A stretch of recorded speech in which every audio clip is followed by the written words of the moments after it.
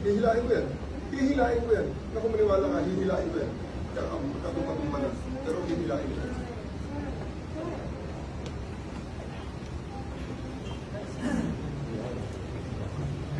So, President, kung masusunod dito ngayon, reklamo niya lang ako. Gusto niya kung sabi para lang klaro. Sino? Walang mas mataas sa akin. Ako na ang commander dito. Sir na ako, sir.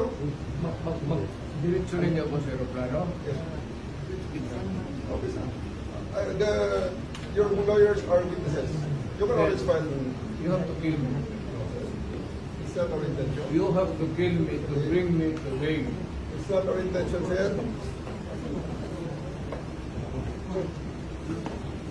It's not our intention. It's not our intention, sir. Please, Sir, di ba siya po yung talaga? you know that it's not your duty. Okay? Siya, It's not your duty. Lalayan lang si Presidente.